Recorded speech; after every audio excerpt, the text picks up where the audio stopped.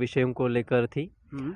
जिसमें हमने शिक्षा को लेकर और दहेज है, डीजे है और हुँ। पलायन लेकर और जो ग्रामीण क्षेत्र में जो रोज़गार है, रोज़गार की बात है, जो सरकारी योजनाएँ हैं और जो रोज़गार है उसको लेकर हमने चर्चा करी।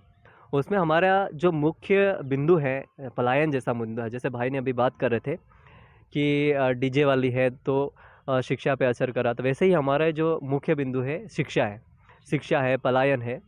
तो उसमें शिक्षा में भी इन्होंने कहा कि हमारा द्वारा कई कलेक्टर साहब को और एसपी साहब को और कई बार हमने दिया है, ज्ञापन दिया है, अवगत कराया है, लेकिन उन्होंने इस पर अभी तक कार्रवाई नहीं करी, क्योंकि आए दिन हम देख रहे हैं कि डीजे बज रहे हैं गांव में।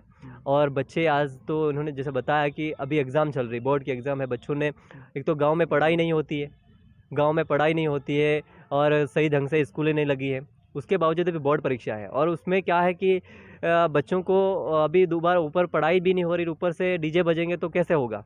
तो इसमें बच्चों का बहुत सारा नुकसान हो रहा है, उसके लिए आवेदन भी दिया गया, लेकिन प्रशासन इस पे ध्यान नहीं दे रहा है।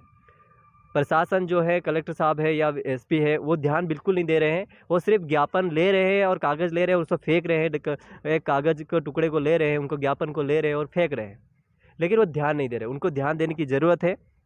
और रही जो पलायन की बात है, तो आए दिन पलायन कर रहा है झाबुआ।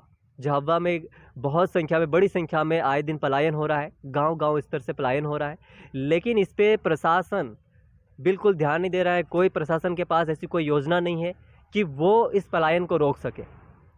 प्रशासन को, कलेक्टर साहब को और यहाँ के जो मुख्य विभाग हैं, उनको बेहतर तरीके से काम करने की ज़रूरत है, क्योंकि अगर इसी तरह से पलायन होता रहा और उन पलायन करने वाले जो लोग हैं, अपने जो आदिवासी लोग हैं पलायन कर रहे हैं, अगर उनके साथ जो बच्चे भी अगर इसी तरह से पलायन होता रहे, तो झाबुआ आज बेरोज़गार में और गरीबी में नंबर 1 पर है, दूसरे नंबर पर है, लेकिन आने वाले समय में शिक्षा में भी नंबर 1 पर रहेगा। शिक्षा में ऐसा अनएजुकेटेड, जैसे अनपढ़ अगर अधिक से अधिक लोग पाए जाएंगे तो झाबुआ होगा वो।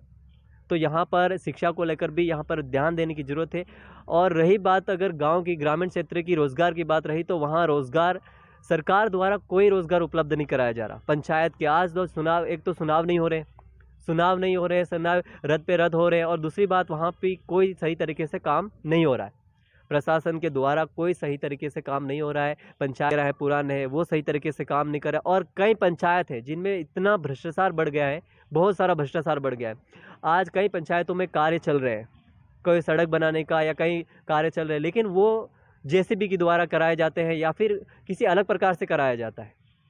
उसमें मज़दूरों को कोई भी रोज़गार नहीं दिया जाता है। और सरकार सबसे बड़ा आदिवासी मज़दूरों के साथ धोखा कर रही है, आदिवासी लोगों के साथ धोखा कर रही है। वो ये है कि जॉब कार्ड, आज से 17 साल पहले एक जॉब कार्ड बनाया गया, 2005 में अगर जॉब कार्ड बनाया गया, जिसमें ये कहा गया कि सरकार 100 दिन की गारंटी रोज़गार देती है, 100 दिन का गारंटी देती है रोज़गार की। लेकिन आज 17 साल होने के बाद हर चीज़ का भाव ऊपर बढ़ गया है, लेकिन अगर कुछ नहीं बढ़ा है, वो जॉब कार्ड के आपके दिन नहीं बढ़े हैं। लेकिन इसमें कोई भी प्रतिनिधि, समाज का कोई भी प्रतिनिधि, कोई भी पार्टी का हो, वो आज इस पे सवाल नहीं कर रहा है। आखिर क्यों? आज आपका हर चीज़, हर वस्तु डबल हो चुकी है, और कई ऐसी चीज़ें हैं, आज आपका पेट्रोल हो या तेल हो, खाने पीने की चीज़ें हो, वो डबल से 3 गुनी हो गई है, 3-3 गुना हो गया है। लेकिन आज तक 100 दिन के अलावा कोई दिन नहीं बढ़ा गया। और उसमें बड़ी बात यह है कि उसमें 200 रुपया तक मजदूरी नहीं दी जाती है। आज हम बात करते हैं कि झाबुआ का रोज़गार जो पलायन है उसे रोका जाए, लेकिन मज़दूर कैसे रोकेगा? आप एक तो मज़दूर वहाँ पे जॉब कार्ड में हाज़िरी नहीं बढ़ा रहे हो, दिन नहीं बढ़ा रहे। दूसरी बात कि आप 200 रुपया तक नहीं दे रहे हो। आज हर चीज़ की महंगाई हो गई है, आपको कम से कम 200 को 250 रुपये से 300 रुपया करना चाहिए सरकार को। लेकिन सरकार और प्रशासन इस बात पे बिल्कुल ध्यान नहीं दे रहे हैं, और सरकार ये चाहती है कि पलायन ना रुके, ताकि उनको कोई पूछे न सवाल। अगर पलायन जैसी समस्या को रोका जाएगा तो लोग यहाँ रुकेंगे, पढ़ाई करेंगे, बच्चे जो छोटे हैं वो पढ़ाई करेंगे, सब शिक्षित हो जाएंगे और सवाल करेंगे। और सरकार और प्रशासन ये बात नहीं चाहता है। इसलिए मेरा यही निवेदन है झाबुआ के प्रशासन से और सरकार से कि आप इस पे ध्यान दें और पलायन पे ध्यान दें, क्योंकि आज आदिवासी समाज झाबुआ क्षेत्र और अलीराजपुर क्षेत्र से जो अपना आदिवासी समाज है, वो करीबन 6 लाख के ऊपर पलायन करता है, और उनके साथ 1 लाख से 1.5 लाख बच्चे पलायन कर जाते हैं और जिनकी शिक्षा पे बहुत बड़ा प्रभाव पड़ता है। आज शिक्षा का स्तर है झाबुआ में हाई बहुत ही नीचा गिर चुका है। और दूसरा आज जो यहाँ पर जो